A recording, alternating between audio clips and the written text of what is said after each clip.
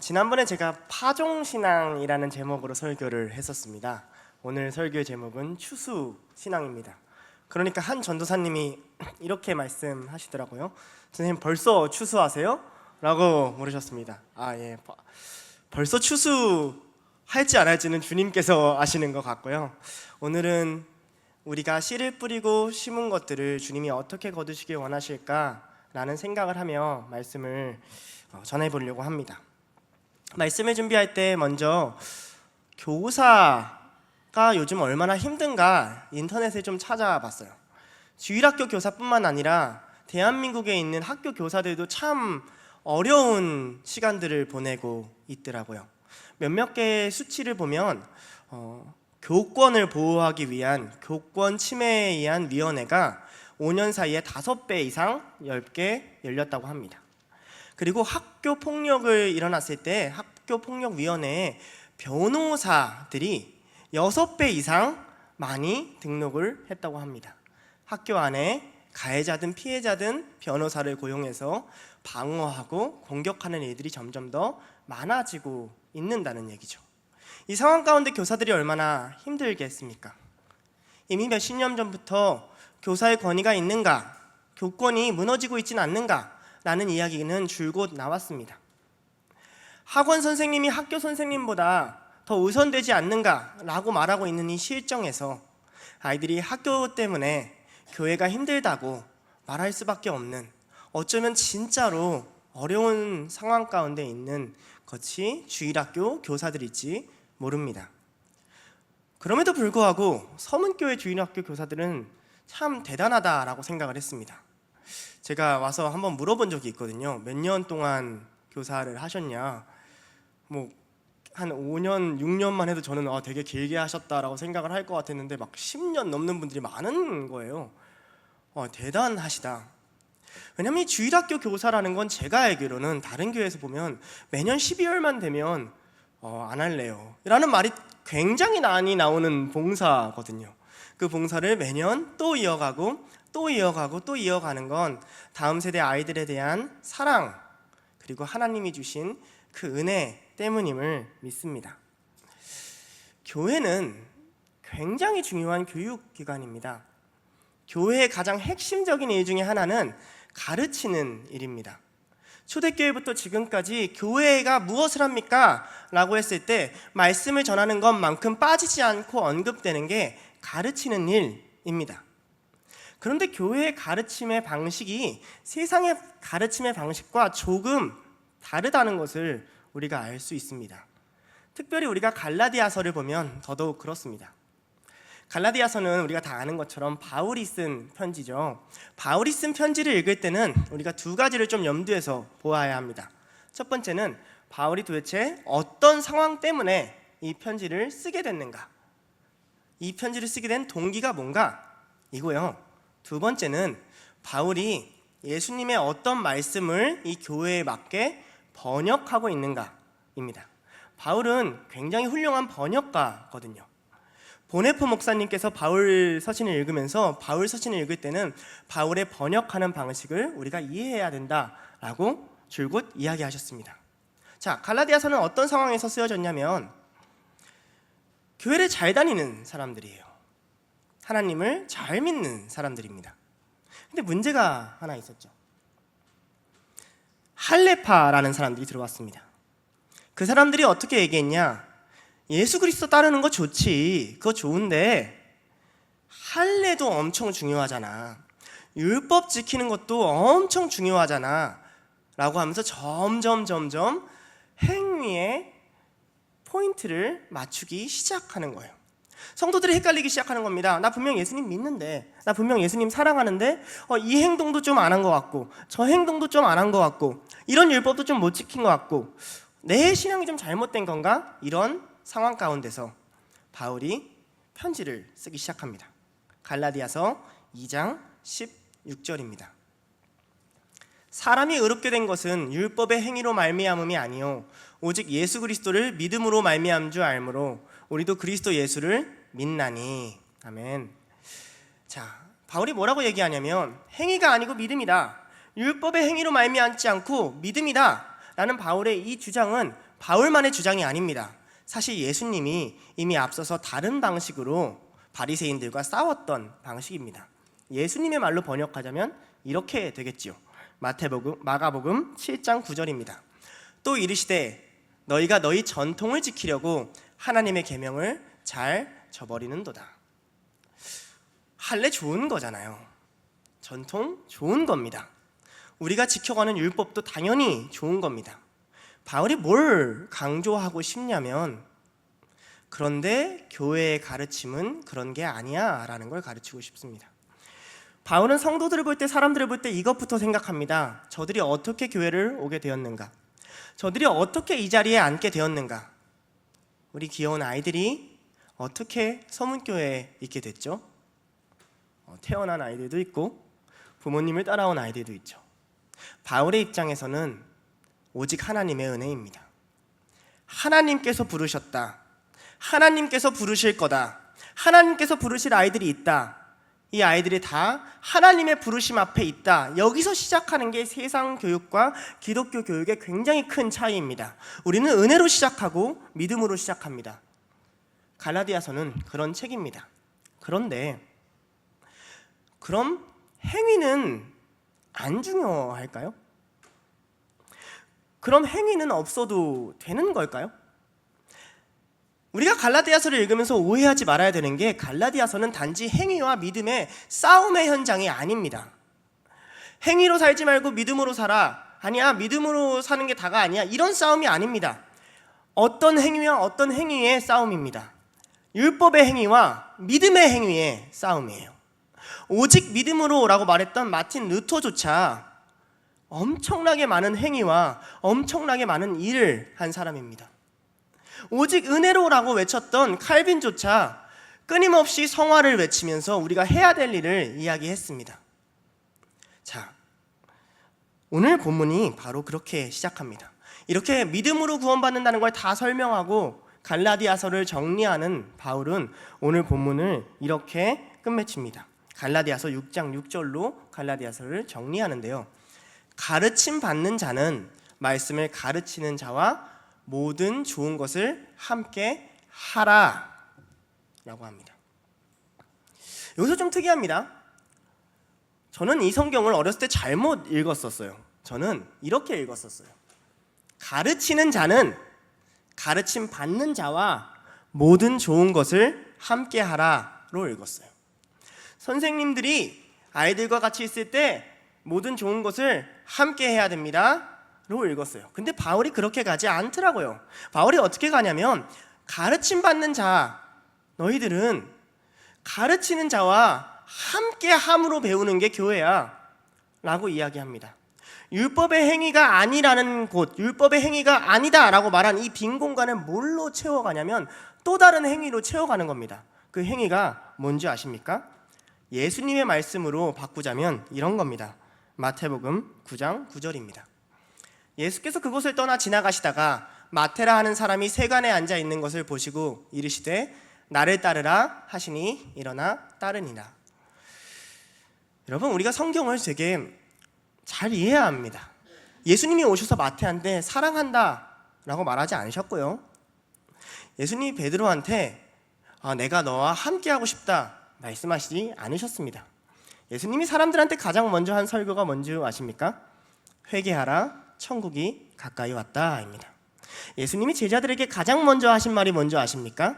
나를 따르라 입니다. 이것이 은혜입니다. 예수님이 만약 저에게 오지 않아서 하준아 나를 좀 따라주겠니? 라고 말을 하지 않는다면 제가 인생에 어디로 갈 줄 알겠습니까? 그러나 그 은혜를 받는 방식이 있습니다. 예수님이 주시는 은혜가 나를 따르라 라면 그 은혜를 받는 방식은 하나밖에 없습니다. 그분을 따라가는 겁니다. 이게 그리스도인의 행위입니다. 바울은 어떤 특정한 행위를 이야기하지 않습니다. 모든 좋은 것을 함께 하라고 해요. 그러나 한 가지는 정확하게 인식하고 있습니다. 교회는 배우는 자가 가르치는 자를 따라가는 제자도 가운데서 이루어지는 곳이다. 이게 교회와 세상의 굉장히 다른 가르침이다. 세상은 지혜를 주고 정보를 주고 지식을 주겠지만 교회는 삶으로 나의 삶을 닮아라, 나를 따라와라 라고 이야기해야 된다라는 거죠. 제자들이 구원을 받는 방식도 이것입니다. 그냥 단순히 하나님 은혜가 받았으니 난 아무것도 안 해도 돼 라고 말한 게 아니라, 나를 따르라라는 은혜가 내게 왔으니 나는 이제 당신을 따르겠습니다 하고 그물을 던졌을 때 그들이 받은 은혜가 무엇인지를 이제부터 보게 되는 것입니다. 실제로 바울은 그래서 자기가 세운 모든 교회에 단 한 교회도 빠짐없이 어떤 이야기를 하냐면요, 나를 본받으라 라고 말을 해요. 사도행전 20장 30절, 고린도전서 4장 15절, 11장 1절, 에베소서 5장 1절, 빌립보서 3장 17절, 데살로니가전서 1장 6절, 디모데후서 1장 13절. 바울이 자기가 세우지 않은 교회, 로마 교회 같은 경우에서만 그리스도를 본받으라 그래요. 이건 놀라운 말입니다. 이건 하나님이 우리가 어떻게 교회 생활을 해야 되며 하나님이 어떻게 우리를 부르셨고 또 인도하시는지를 보여주는 것입니다. 바울은 그리스도를 본받으라 라고 얘기하지 않습니다. 바울은 자기가 교회를 세우고 그들을 가르치고 이렇게 말합니다. 내가 그리스도를 본받을 테니 너희는 나를 본받으라. 여러분, 이것이 우리가 누군가를 가르칠 때 해야 되는 말입니다.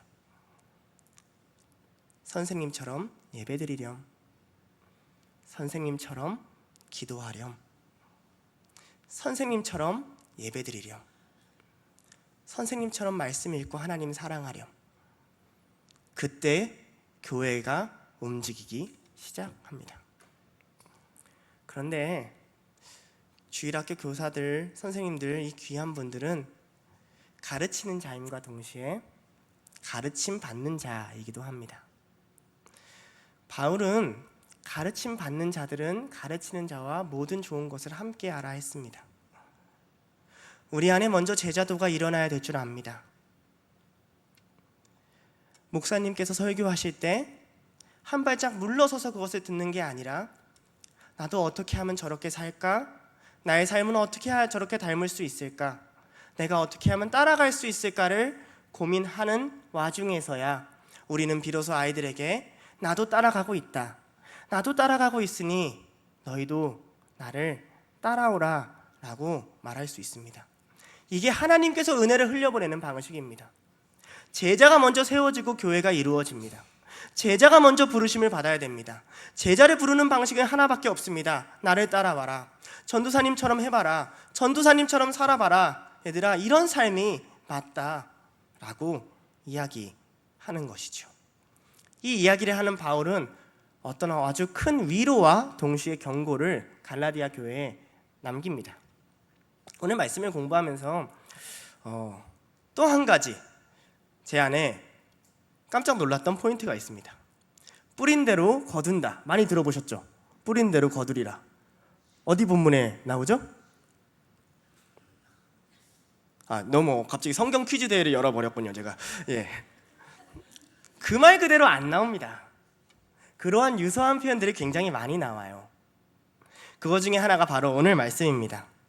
갈라디아서 6장 7절에서 8절입니다. 저희 한 목소리로 읽겠습니다. 시작. 스스로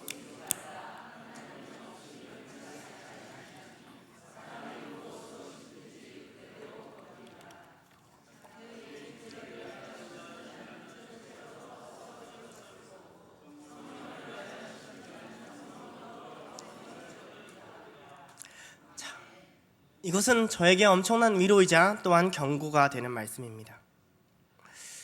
우리는 모두 다 육신에 연약함이 있고요, 욕심이 있습니다. 그렇지 않습니까? 아이들이 좀 더 왔으면 좋겠고, 더 행복했으면 좋겠고, 더 잘 자랐으면 좋겠고, 그게 왜 나쁜 마음입니까? 그런데 그 마음이 성령의 것은 아닐 수는 있습니다. 그 마음이 성령을 위하여 품은 마음은 아닐 수도 있습니다. 분명히 이야기합니다. 성령을 심으면 성령이 날 것이며 육신을 심으면 육신이 날 것이다. 하나님은 저에게 마치 이렇게 말씀하시는 것 같습니다. 김하준 전도사, 네 중심을 되돌아보아라. 너가 무엇으로 심고 있느냐? 너가 누구를 위하여 하고 있느냐? 사람을 위해서냐? 하나님을 위해서냐? 너가 사람을 위하여 하면 아무리 그것이 겉보기에 칭찬받을 만한 행동이라 할지라도 그 안에선 육신의 것이 날 것이다. 그러나 너가 하나님을 위해서 할 것이라면 아무리 그것이 더디고 힘들고 열매가 보이지 않는다 할지라도 내가 반드시 이룰 것이다 라고 말씀하고 계신 것이죠. 그래서 오늘 보는 갈라디아서 6장 앞에 바로 앞선 5장에는 바울이 성령의 열매에 대해서 이야기합니다. 갈라디아서 5장 22절에서 24절입니다.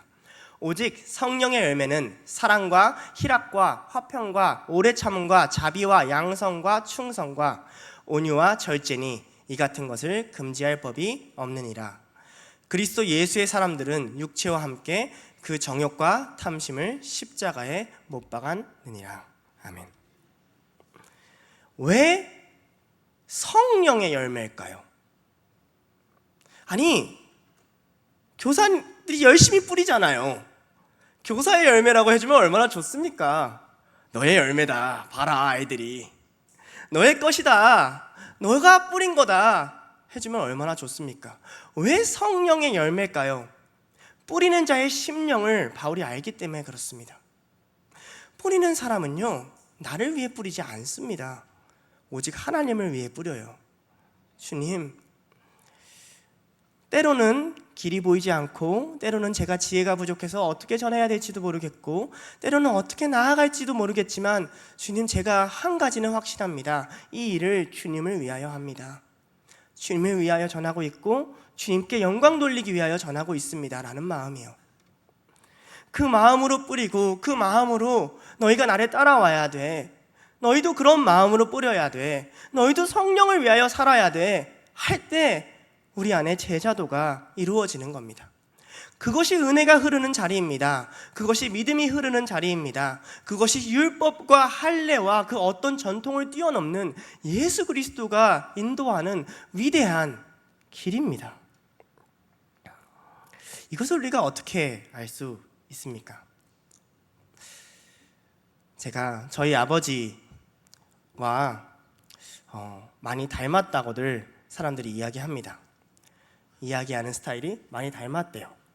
정말 재밌는 것은 저는 제 아버지도 닮았고 어머니도 닮았는데요, 저에겐 형이 하나 있습니다. 저희 형은 저를 닮았습니다.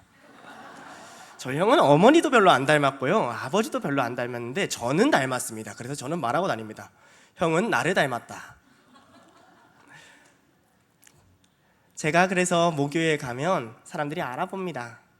목사님 아들이구나, 목사님을 닮았구나. 그런데 놀라운 일들이 있습니다. 단순히 생긴 것뿐만 아니라요, 말하다 보면 이렇게 얘기합니다. 아버지가 지나가는 줄 알았대요. 저는 그냥 깜짝 놀라는 거죠. 그렇죠. 걸음걸이를 보면 엄마가 걸어가는 것 같대요. 여러분, 이게 제자도입니다. 선생님의 걸음걸이를 보고 아이들이 걸음걸이를 배웁니다. 선생님의 말투를 보고 아이들이 그 말을 배웁니다. 아이들은 배웁니다. 바울은 그러나 동시에 경고합니다. 하나님은 업신여김 받지 않는다고요. 그러니까 이런 말입니다. 하나님이 알아, 이 말이에요. 이 말이 교사들에게 위로가 되는 신앙이었으면 좋겠습니다. 하나님이 알아, 이 말이 우리에게 두려움이나 공포가 아니었으면 좋겠습니다. 주님, 열매가 안 보이는데요? 열매는 때를 따라 맺습니다. 철을 따라 맺어요. 겨울이 지나면 열매가 안 보입니다. 봄이 되면 열매가 피겠지요. 그러나 하나님이 아십니다. 어떤 사람에게는 이게 무엇보다 두려운 말일 겁니다. 내가 알아, 내가 너가 어떻게 했는지를 알아, 도망치고 싶은 말일 겁니다. 그러나 하나님을 사랑하고 성령을 위한 자들에겐 이만한 위로가 없습니다. 내가 너를 안다. 내가 너에게 뿌린 것을 내가 이룰 것이다. 너의 열매가 아니다. 너의 힘으로 이루는 열매가 아니다. 성령의 열매다. 너희 안에 성령이 이룰 것이다. 나를 위해 했잖니 나도 일할 것이다. 하나님 말씀하고 계신 것입니다. 여러분을 아이들이 닮아갈 거예요. 선생님들을 위해 그래서 기도해 줘야 됩니다. 선생님의 말투 하나, 눈빛 하나, 손짓 하나가 예수 그리스도를 닮기를 성도분들은 기도해 주셔야만 합니다. 마지막으로 바울은 이 제자도를 어디서 시작할지까지 아주 친절하게 기록해 놓습니다. 갈라디아서 6장 10절입니다. 그러므로 우리는 기회 있는 대로 모든 이에게 착한 일을 하되 더욱 믿음의 가정에게 할지니라. 바울이 왜 이런 얘기를 하게 됐냐면요, 갈라디아 교회가 자라가면서 2세대, 3세대가 나오기 시작했거든요. 쉽게 말해 모태신앙이라는 독특한 존재들이 나오기 시작한 겁니다. 그전에는 그리스도가 전파되면 처음이니까 헌신하고 믿고 인생이 막 바뀌고 이렇게 했는데, 모태신앙이라는 특이한 존재들이 나온 거죠. 저 어렸을 때 모태신앙이란 말을 진짜 싫어했습니다. 왜냐면 저는 그 말이 아기 때예요. 못해라고 생각했어요. 자꾸 초등학교 1, 2학년인데 사람들이 지나갈 때마다 못해 신앙, 못해 신앙, 그래서 자꾸 신앙 못할 것처럼 말하는 거예요. 그래서 막 울었습니다. 나 못하지 않아! 나 잘해! 그래서 엄마가 잘해 신앙이라고 한동안 불러줬던 기억이 납니다. 뭐가 어렵습니까? 은혜의 분위기에서 태어났는데 죄인이 태어나거든요. 너무 사랑스러운 아이들이고 귀한 아이들이지만 그럼에도 예수가 필요한 죄인이 태어나거든요. 제자도를 입어야 되는, 예수 그리스도를 따라가라고 불러야 되는 그 아이들이 태어나거든요. 이게 바울이 믿음의 가정이라고 쓴 이유입니다. 그러나 이 이면에는 한 가지 의미가 더 있습니다. 갈라디아에서 믿음이란 표현은 갈라디아서의 핵심 주제입니다.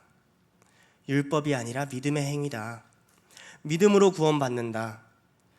분명 갈라디아 교회에 편지를 쓰고 있기 때문에 갈라디아 교회에 있는 사람들은 다 그리스도를 믿었을 겁니다. 그럼에도 불구하고 믿음의 가정이라 그럽니다. 어떤 가정이죠? 어떻게 해서든 예수 그리스도를 전하려는 곳, 어떻게 해서든 예수 그리스도를 남기려는 곳, 어떻게 해서든 함께 모이면 예수님 이야기하고 싶어하는 사람, 나이가 어린 전도사님이든 담임 목사님이든 누군가를 만나도 말씀 한 구절이라고 배우고 싶은 자, 믿음의 가정이요. 그래, 모든 사람을 위해 네가 제자를 삼아야겠지. 그러나 더욱 어디서부터 출발하냐면 믿음의 가정을 위해서부터 해라. 왜 그러냐고요? 그들로부터 분위기가 바뀌기 시작합니다. 그들로부터 아이들이 변화되는 게 시작되기 시작해요. 우리가 어디에 집중해야 되냐면 우리 아이들 중에 꿈틀대고 있는 아이들이 있을 겁니다. 그 가정이 있을 겁니다. 어떻게 해서든 믿음을 남기려고 울고 있는 부모가 있을 겁니다. 교사들에게 거기서부터 제자도를 시작하라고 바울이 부탁하고 있는 겁니다. 내가 너희에게 원한다 라고 얘기하고 있는 거죠. 너희가 믿음의 가정을 좀 더 신경 써줬으면 좋겠다. 물론 믿지 않는 아이들이 더 눈에 가고 가끔은 저 아이가 좀 잘 돌아와야 될 텐데 하는 게 눈에 갑니다. 근데 그 아이가 돌아오려면요, 우리 안에 믿음의 가정들이 잘 세워져 있어야 합니다. 우리 안에 뜨거움이 넘쳐야 됩니다. 선생님들 사이에서 하나님에 대한 이야기가 넘쳐야 되고 어떻게 하면 우리가 더 잘 따라갈까라는 이야기가 넘쳐야 됩니다. 우리의 가정 안에 그런 이야기가 넘쳐야 됩니다. 그럴 때 어떤 아이가 돌아올 때 발견하게 되는 겁니다. 여기에 참으로 하나님 계시구나, 참으로 은혜로 구원받는 거구나, 나도 따라가야 되는 거구나 라는 겁니다. 그렇지 않으면 믿음을 지키려는 아이가 외로워지고 지치게 됩니다. 청년의 시기에 하나님께서 귀한 경험을 하나 하게 해주셨습니다. 청년의 시기에 저희 모교회에서는 소그룹이 굉장히 활성화됐었는데요. 소그룹이 활성화됐는데 제가 막 청년부로 들어갔을 때 한 1시간, 2시간 하면 막 흩어지는 겁니다. 물론 그것도 귀하지만, 그리고 모여가지고 하나님 얘기를 잘 안 하는 거예요. 너무 속상했습니다. 그래서 기도하기 시작했습니다. 주님, 교회잖아요. 교회는 하나님 이야기 해야 되는 곳이잖아요. 교회는 하나님 나눠야 되는 곳이잖아요. 왜 세상만 나누죠? 하나님, 사람을 좀 보내주세요. 믿는 자를 좀, 믿음의 가정을 좀 보내주세요. 그러자 지금은 또 다른 전도사가 된 한 친구가 저희 소그룹에 들어오게 됐어요. 그 친구랑 둘이서 이야기를 하고 기도 모임을 만들었습니다. 같이 기도를 하면서 어떻게 해야 청년부를 더 하나님의 이야기가 풍성하게 할까 고민하기 시작했어요. 그러자 기도 모임을 하고 있을 때 한 친구가 자기도 기도해도 되냐는 겁니다. 그래서 들어오라고 했습니다. 그렇게 3명, 4명, 나중에는 7명 정도가 붙었습니다. 같이 기도를 하고 있는데 그 중에 한 분이 저희 소그룹 리더였는데 말씀이 부족하다는 겁니다. 그래서 그래도 제가 아빠 따라다니면서 배운 게 좀 있었어서 그때 뭣도 아니지만 우리가 성경을 좀 보고 같이 나눠볼까 했어요. 담당 목사님께 이야기 드렸습니다. 담당 목사님이 너가 잘 가르쳐 보래요. 그래서 본의 아니게 갑자기 성경 공부반을 열게 되었습니다. 7명이서 성경 공부반을 열었어요. 그러니까 여기저기 숨어있던 청년들이 다시 일어나기 시작하는 거예요. 나도 가르쳐줘라, 나도 가르쳐줘라. 7명이 10명이 되고 10명이 15명이 되고 나중에 30명이 넘는 청년들이 다 모여서 말씀을 가르치게 됐습니다. 덕분에 그 당시에 공익이었던 아무것도 아닌 저는 성경 공부반 4개를 돌리면서 내가 지금 뭐하고 사나 이런 생각을 굉장히 많이 했어요. 그렇게 일어난 그들이 다시 리더가 되고 다시 공동체를 세우고 다시 움직이는 경험을 하나님이 해주시게 했습니다. 제자도입니다. 믿음의 가정으로부터 일어나 믿음이 흘러가고 믿음이 흘러가고 믿음이 흘러가는 공동체. 다시 일어나 나를 따르라, 나를 따르라, 나를 따르라 라는 말이 흘러가는 공동체. 아이들에게 우리가 그것을 해야 되는 줄 압니다. 하나님이 우리에게 듣고 싶은 말이 무엇이겠습니까? 주님, 예수님, 저희도 예수님처럼 제자를 부르겠습니다. 저희 교사들도 예수님처럼 아이들을 섬기겠습니다. 더욱이 믿음의 가정부터 하겠습니다. 당신이 세베대의 아들을 부른 것처럼 우리도 그런 자들을 찾아서 부르겠습니다. 이렇게 다짐하고 고백하는 우리 서문교회 귀한 교사들이 될 수 있기를 축원합니다. 기도하시겠습니다. 하나님 아버지 감사합니다. 하나님 우리 이 자리에 불러주셔서 감사합니다. 은혜로 부르심을 받았고 은혜로 쓰임을 받았습니다. 은혜로 어디 갈지 모르는 우리들에게 나를 따라오라고 내미시는 당신의 포근한 손길도 누렸습니다. 하나님, 어쩌면 우리는 그리스도를 따르라고 아이들에게 말하면서 나를 따르라는 고백은 잊었는지 모릅니다. 이제 하나님께서 다시 깨닫게 해주십니다. 너희의 삶을 따라가는 거다. 너희의 삶을 통해서 아이들이 일어날 거다. 믿음이 있는 자부터 하나씩 하나씩 그 분위기를 만들고 그들을 따라서 살게 하라고 말씀하십니다. 주님, 그 말씀 앞에 섭니다. 우리가 주님과 함께 움직이겠습니다. 우리가 주님과 함께 나아가겠습니다. 우리가 주님이 우리를 부르셨던 것처럼 아이들을 부르겠습니다. 그러니 주님은 약속하신 대로 열매를 이루어 주시옵소서. 포기하지 않고 낙심하지 않고 나아가게 하시고 그 안에 성령의 열매를 이루게 하여 주시옵소서. 감사드리며 예수님의 이름으로 기도드렸습니다. 아멘.